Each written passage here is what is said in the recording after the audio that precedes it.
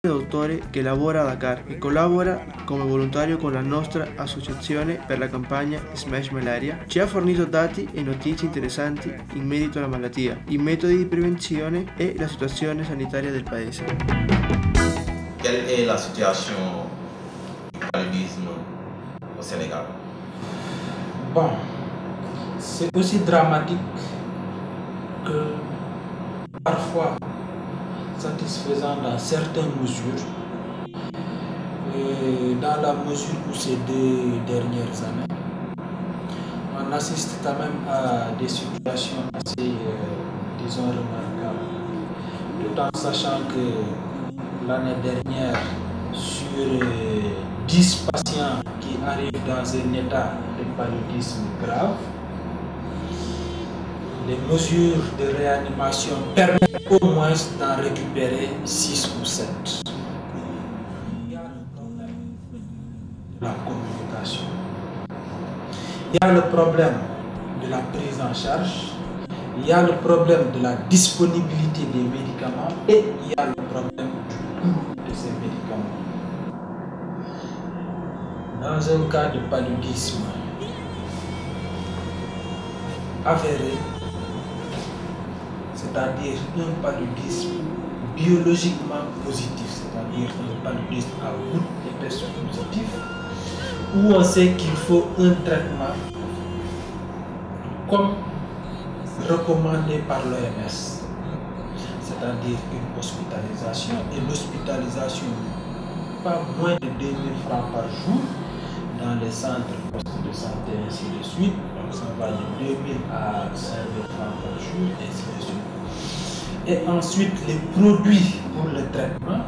Donc, mine de rien, le malade peut dépenser environ 6 000 francs par jour pour 3 à 5 jours de traitement, voire 7 jours.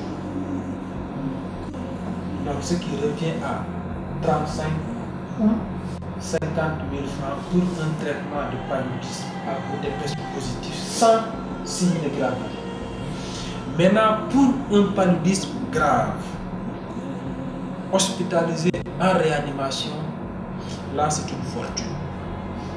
Parce que les mesures de réanimation étant déployées, c'est-à-dire l'oxygène par-ci, par-là, parfois il y a nécessité de transfusion, parfois il y a nécessité de réhydratation intense, alors là, le coût est vraiment exorbitant. Le paludisme tue à peu près 1 ou 2 personnes par minute dans le monde. Et 200 personnes par jour dans le pays.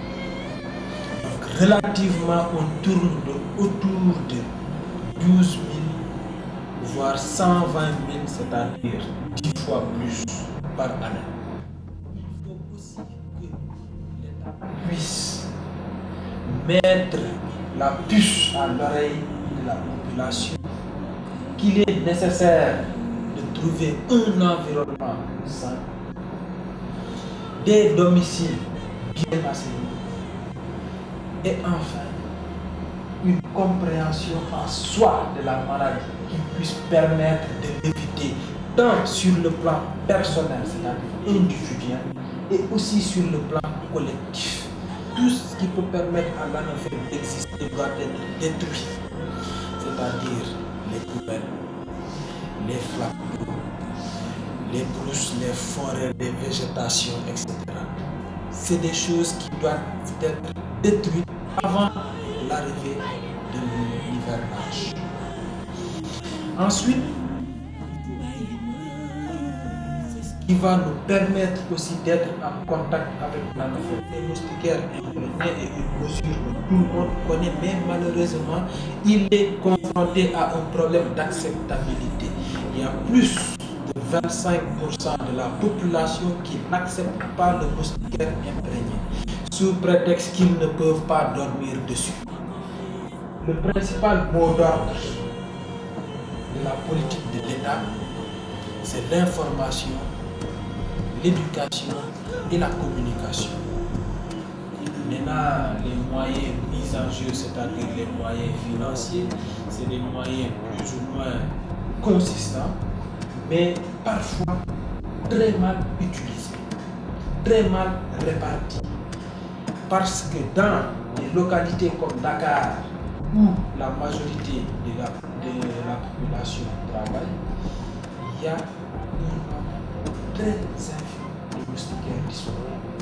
Tout en sachant qu'il pleut moins à Dakar, il y a moins de gîtes larvaires, mais il y a plus de poubelles à Dakar.